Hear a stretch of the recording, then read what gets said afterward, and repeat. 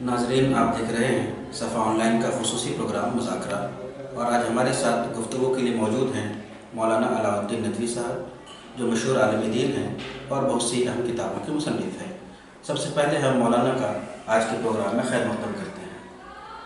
مولانا، ایک اہم موضوع یہ ہے کہ مسلمانوں کے بہت سے مسائل ہیں اس ملک میں، لیکن عام طور پہ ملت کی توجہ وقتی اور عارضی مسائل پر زیادہ ہوتی ہے، اور جو بنیادی اور اہم مسائل ہیں اس کی طرف توجہ کم ہوتی ہے۔ اس سلسلے میں آپ کیا سوچتے ہیں؟ اصل میں دیکھیے، مسلمان اس ملک کے اندر آزادی سے پہلے اور آزادی کے بعد سے اتنے گناہ مسائل میں گھرے ہوئے ہیں اور گھرے رہتے ہیں، اور مسلسل انہیں گھیرا جا رہا ہے کہ اور وہ خود ان کے اندر اصل میں خامی یہ ہے کہ وہ منصوبہ بند انداز میں آزادی کے بعد سے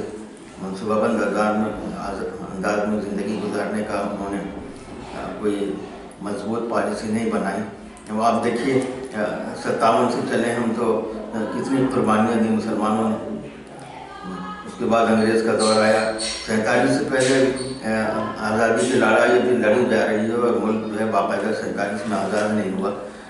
لیکن آپ دیکھیں کہ ہندو اور مسلمانوں کے درمیان فسادات کا سلسلہ شروع ہو گیا، ان کا جسم جلا، جان بھی گئی، اور پھر آزادی 47 کی آزادی کے بعد مسلمانوں نے یہ محسوس کیا کہ ہم ایک آزاد فضا کے اندر سانس لینے جا رہے ہیں۔ لیکن آپ دیکھ رہے ہیں کہ 70-72 سال ہو رہے ہیں،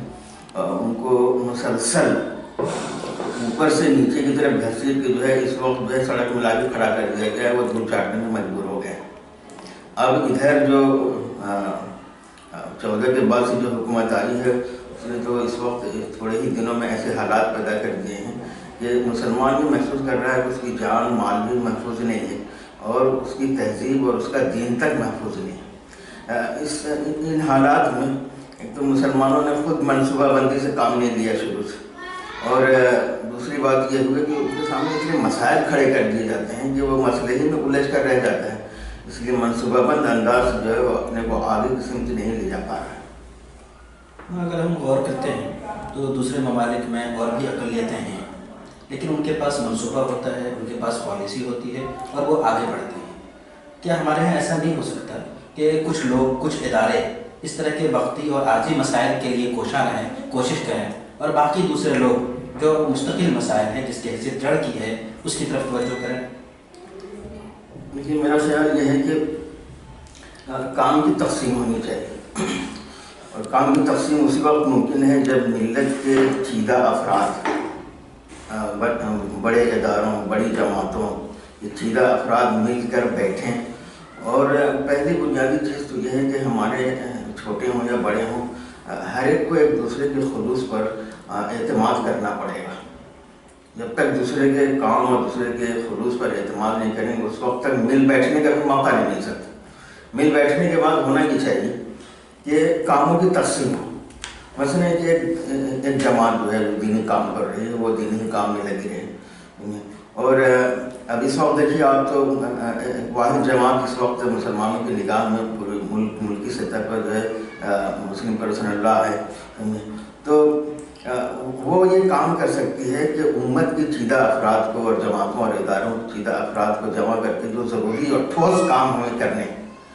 وقتی کام سے ہٹ کر بھی، وقتی کام تو کرنے ہی ہے، ان کا مقابلہ ہمیں کرنا ہی، لیکن جو ٹھوس کام ہمیں کرنے ہیں اس سلسلے میں ہمیں پالیسی بنانی چاہیے۔ ضروری نہیں کہ مسلم پرسنل لا خود جو ہے ہر کام کو لے کر چلے، مگر یہ کہ وہ چھوٹے چھوٹے ونگس تو بنا سکتا ہے، سیاسی ونگس بنا سکتا ہے۔ وہ آپ سیاسی میدان میں نہ آئیے، لیکن یہ کہ جو لوگ سیاسی میدان میں کام کر رہے ہیں ان کی رہنمائی ہونی چاہیے۔ تعلیمی اعتبار سے میں سمجھتا ہوں کہ اس طرح سے لوگوں کو جمع کیا سکتے ہیں۔ تعلیم تو بنیادی چیز ہے، اس میں نقطۂ نظر کے اختلاف جو ہے حائل نہیں ہو سکتا۔ تو تعلیم کو جو ہے فروغ دینے کے لیے اور تعلیم کو ہر سطح سے 100% 100% جو ہے اس کو عام کرنے کے لیے جو ہے مسلم پرسنل لا بھی جو ہے اس سلسلے میں قائدانہ رول ادا کر سکتا ہے، یعنی اس معنی میں کہ ملت کی چیدہ افراد کو جمع کر کے جو ہے ان کو اپنے اپنے طریقے پر جو ہے وہ تعلیمی میدان میں کام کرنے پر ان کو آمادہ کر سکتا ہے۔ ہم اگر مسائل کی تقسیم کرنا چاہیں تو وہ کون سے بنیادی مسائل ہوں گے جس کی طرف مستقل توجہ ہونی چاہیے؟ اس سلسلے میں آپ کچھ رہنمائی کریں گے؟ ایک تو یہی میرے نزدیک جو ہے وہ تعلیم کا مسئلہ سب سے زیادہ اہم ترین مسئلہ ہے۔ تعلیم کے معاملے میں ہم تمام نقطۂ نظر رکھنے والے اداروں اور جماعتوں کو اس بات پہ تو مجبور نہیں کریں گے کہ کوئی ایک نقطۂ نظر کے مطابق ایک نصاب تعلیم، ایک نظام تعلیم چلایا جائے۔ تعلیم کی اہمیت کا احساس سب کو ہے، ملت کے ہر فرد کو ہے۔ تو اس سلسلے میں یہ کہہ جائے بھائی آپ اپنا جو نصاب چلاتے ہیں اس کو زیادہ وسیع پیمانے پہ آپ جاری کریں، اور ہونا یہ چاہیے کہ ہر معاشرے کے اندر مسلمانوں میں اس بات کو یقینی بنانے کی ضرورت ہے کہ کم از کم ہمارا بچہ جو ہے وہ ہائی اسکول کے معیار تک کی تعلیم حاصل کر لے۔ جو بچے اسکولوں اور کالجوں میں پڑھتے ہیں ان کے لیے شبینہ اور صباحی اور مارننگ اور ایوننگ سسٹم کو رواج دیا جائے تاکہ وہ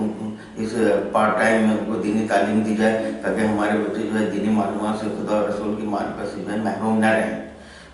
تو اس سطح سے کام کیا جا سکتا ہے۔ اسی طرح سے جب الیکشن کا زمانہ آتا ہے تو ایسا اوقات پچھلے الیکشن میں ایسا ہی ہوا کہ مسلمانوں میں انتشار بہت ہو جاتا ہے۔ بہت سے مسلمان ایسے ہیں جو بڑوں کے انتظار میں رہتے ہیں کہ ہمارے لیے کوئی گائیڈ لائن پیش کریں اور رہنمائی دیں اور کچھ اشارے دیں کہ ہم اس کے مطابق آگے بڑھیں، لیکن اس سلسلے میں جو ہے بڑوں کی طرف سے کوئی رہنمائی نہیں آتی تو ملت اور زیادہ منتشر ہو جاتی ہے، ان کو اور بکھر جاتے ہیں، اور اس طرح سے جو ہے نقصان مسلمانوں کو اٹھانا پڑتا ہے۔ اس ملک میں بڑی تعداد میں دینی ادارے ہیں اور تنظیمیں ہیں، اور ماشاءاللہ بہت سی تنظیمیں بڑی فعال ہیں، وہ لوگ منصوبہ بندی بھی کرتے ہیں، لیکن کیا ایسا محسوس نہیں ہوتا کہ وہ لوگ ایک بہت محدود دائرے میں منصوبہ بناتے ہیں؟ مستقبل کی ایسی پلاننگ ہو جس میں جو بھی گوشے ہیں جن میں مسلمانوں کو آگے بڑھنے کی ضرورت ہے ان سب کو سامنے رکھا جائے اور ماہرین کی مدد لی جائے، کیا اس طرح نہیں ہونا چاہیے؟ بالکل ہونا چاہیے۔ ہمارے یہاں جو دینی ادارے ہیں خاص طور سے، اور دینی ادارے جو کچھ کر رہے ہیں وہ کر رہے ہیں، ہمارے دانشوروں کا طبقہ تو ہمیں کچھ زیادہ اس نے مایوس کیا۔ تو جو دینی ادارے ہیں، میں نہیں مانتا کہ کوئی بھی دینی ادارہ اپنا 5 سالہ 10 سالہ منصوبہ رکھتا ہے، یہ 5 سال میں ہمیں یہ کام کرنا ہے، اتنے ایریے کو ہمیں کوریج کرنا ہے، اس طرح کا منصوبہ عام طور پہ نہیں ہوتا۔ ایک منصوبہ بندی اس طرح سے ہو سکتی ہے خالص دعوتی نقطۂ نظر سے، خاص طور سے میں ہندوستان کے بڑے اداروں کے حوالے سے کہوں گا کہ ان کو منصوبہ بندی کرنی چاہیے۔ مثال کے طور پہ صحافت ہے، کیا ہمارے بڑے ادارے جو ہے سالانہ 5 تجربے کار صحافی جن کو جو ہے صحافت سے متعلق ہے کلی معلومات دے دی جائے، ان کو میدان میں چھوڑ دیا جائے، ہندی زبان ہے، انگریزی زبان ہے، اس طرح کی زبانوں کو جو ہے دعوتی کام کرنے کے لیے ان کو تیار کیا جائے، مگر یہ کہ میں سمجھتا ہوں کہ اس سطح سے کام نہیں ہو رہا ہے، اور ہونا چاہیے، منصوبہ بند انداز سے ہونا چاہیے، اور دعوتی نقطۂ نظر سے ہونا چاہیے۔ ناظرین، آپ دیکھ رہے تھے صفا آن لائن کا خصوصی پروگرام۔ اگر آپ کو ہمارا یہ پروگرام اچھا لگے اس کو آپ ضرور سبسکرائب کیجیے۔